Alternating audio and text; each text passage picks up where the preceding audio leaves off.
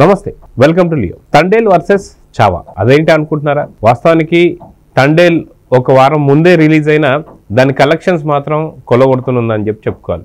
ఎందుకంటే ఈ వారం అంటే ఫిబ్రవరి 14 సందర్భంగా రిలీజ్ అయిన చాలా సినిమాల వరకు నిరాశపరిచాయని చెప్పుకోవాలి.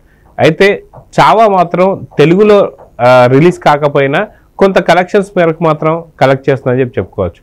అయితే తండేల్ 100 కోట్ల క్లబ్లో జాయిన్ అవుతుందా లేదా, అందుకే తండేల్ వర్సెస్ చావా.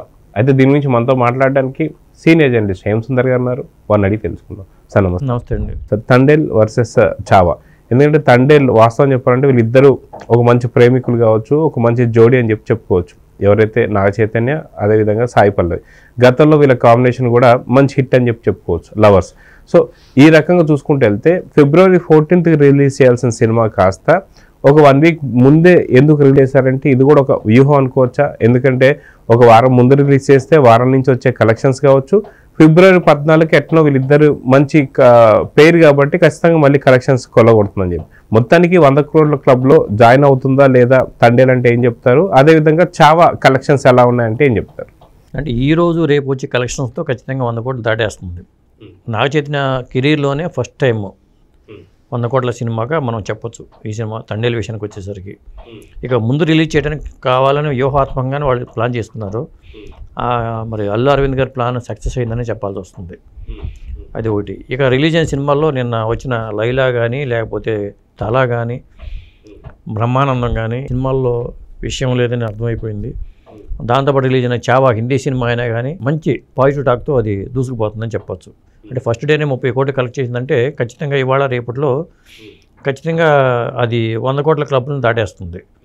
అంటే చావా అనే సినిమాకి ఫస్ట్ అంత బజ్ లేదు. తెలుగులో డబ్ చేసి రిలీజ్ చేసి ఉంటే చాలా ప్లస్ అయ్యేది ఆ సినిమాకి. వాళ్ళు ఎక్కడ తప్పు చేశారంటే తెలుగులో డబ్ చేయకుండా ఓన్లీ హిందీ వెర్షన్ మాత్రం రిలీజ్ చేసుకోవడం అనేది ఒక పెద్ద మైనస్ అని చెప్పాలి. ఇప్పుడు ఖచ్చితంగా పాజిటివ్ టాక్ వచ్చింది కాబట్టి ఇప్పటికైనా దాన్ని వాళ్ళు డబ్ చేసి రిలీజ్ చేస్తారో అనిపిస్తుంది. అంటే కొన్ని సినిమాలు ఏంటంటే వాళ్ళు తెలుగులో యాక్సెప్ట్ చేస్తారో లేదని డబ్ చేయట్లేదు, కానీ కంపల్సరీగా హిందీ వాళ్ళు కూడా ఈ విషయంలో హిందీ వాళ్ళు వెనకబడుతున్నారని చెప్పొచ్చు. మన ప్రాంతీయ సినిమాలకు ఉన్న తెలివితేటలో హిందీ వాళ్ళకు ఉన్నట్ల వీళ్ళు ఏంటంటే తెలివిగా 5 భాషలు చక్కగా చేసుకుంటున్నారు. వాళ్ళు ఏంటంటే ఒకే భాషను తీసుకుని వదులుతున్నారు. ఇప్పుడు చావా సినిమాని చాలామంది రష్మిక మందన్న ఆ అమ్మాయికి తమిళ్లో క్రేజ్ ఉంది, తెలుగులో క్రేజ్ ఉంది, కన్నడలో క్రేజ్ ఉంది. ఆ అమ్మాయిని పెట్టుకునే వాళ్ళు ఇలా రిలీజ్ చేయకపోవడం ఏంటి అర్థం కావట్లేదు. అదేండి. అయితే మనం చూసుకుంటే చావా ఒక శివాజీ గారి పెద్ద కొడుకుగా వచ్చినటువంటి ఒక చావా ఎవరైతే ఉన్నారో, చావా అంటేనే దాని అర్థం ఖచ్చితంగా ఒక సింహపు పిల్ల అని చెప్పేసి అంటుంటారు. సో ఇలాంటి చావాకు సంబంధించిన స్టోరీ మాత్రం ప్రతి హిందువులు కూడా చూడాల్సిందే అన్నట్టుగా మనం చూసాం. అదిగా గతంలో మనం చూసుకుంటే ఏదైతే ఆధ్యాత్మికంగా వచ్చినట్టు సినిమాలు కావచ్చు, లేదంటే మనకు హిందూయిజానికి సంబంధించిన సినిమాలు కావచ్చు, అన్ని హిట్ అవుతూ వస్తున్నాయి. గతంలో చూసుకుంటే మనం హనుమాన్ కావచ్చు, అదేవిధంగా కార్తికేయ కావచ్చు, కార్తికేయ 2 కావచ్చు, ఇలాంటి సినిమాలు చాలా వరకు మనకి మెప్పించాయి. సో అలాంటిది ఒక శివాజీ కొడుకు పాత్రని అంటే చరిత్రలో తనని పూర్తిగా ఆ యొక్క కథని తొక్కేసేయాలనే ప్రయత్నాలలో ఉన్నటువంటి ఒక సినిమాని బయటికి తీసుకొచ్చినప్పుడు దాన్ని కరెక్ట్ అయిన ఎలివేషన్స్ ఇవ్వలేదని చెప్పి అనుకోవచ్చు అంటారా? ప్రమోషన్ సరిగ్గా జరగలేదని చెప్పి అనుకోవచ్చు అంటారా? మిగతా భాషల్లో జరగల. ఎందుకంటే చాలామంది తక్కువ అంచనా వేసుకున్నారు. ఒక విధంగా అదే ప్లస్ అయిందేమో అనిపిస్తుంది. అంటే ఒకేసారి భారీ అంచనాలతో వెళ్తే అది వేరుగా ఉంటుంది. ఏ అంచనాలు లేకుండా చావా చూసుకున్న వాళ్ళు అసలు పాజిటివ్ బజ్ వచ్చేసింది. నిన్న నుంచే షో పడినప్పటి నుంచే పాజిటివ్ టాక్ అయితే వచ్చింది. ఇప్పుడు సంభాజీ మహారాజు అంటే ఛత్రపతి శివాజీ ఎంత పవర్ఫుల్లో ఆయన కొడుకు సంభాజీ మహారాజు కూడా అంత పవర్ఫుల్ అనేది తెలిసింది. అలాగే మరి ఔరంగజేబు అక్షయ్ కుమారు, మరి విక్కీ కౌశల్ నటన కానీ, అలాగే యేసుబాయి గారు రష్మిక నటన కానీ ఇవన్నీ హైలైట్గా చెప్తున్నారు అందరూ.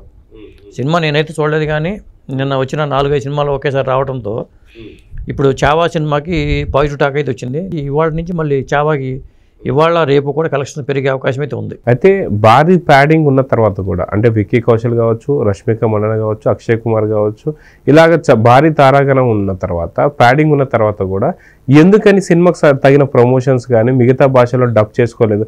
ఒక నిజంగా మిగతా అన్ని భాషల్లో డబ్ చేసి ఉంటే ఇప్పుడు వచ్చిన 30 కోట్లు కాస్త 50 కోట్లు అయ్యే అవకాశం ఉందంటారా? ఖచ్చితంగా.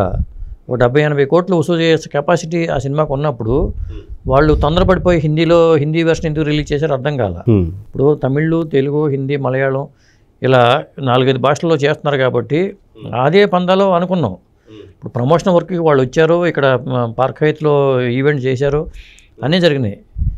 కానీ తెలుగులో వస్తున్నాయి అనుకున్నారు కానీ తెలుగు రాలా.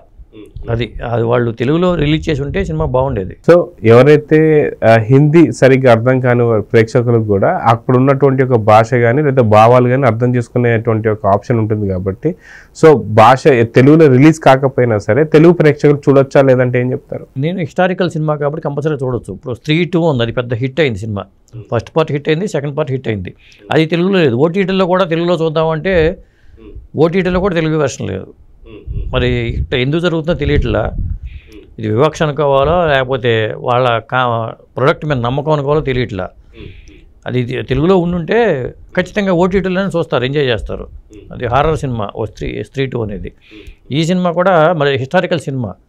ఇది హిస్టారికల్ కాబట్టి ఛత్రపతి శివాజీ కొడుకు సినిమా అన్నప్పుడు కంపల్సరీగా దాని మీద ఒక ఇది ఉంటుంది, చూడాలన్న కుతూహలం ఉంటుంది. సో మొత్తానికి కంటెంట్ అంటే ఏదైతే సినిమాలో కంటెంట్ అండ్ కథ కరెక్ట్గా ఉంటే ఎలాంటి కలెక్షన్స్ అయినా కొల్లగొడుతుందని చెప్పి నిరూపిస్తుంది తండేల్.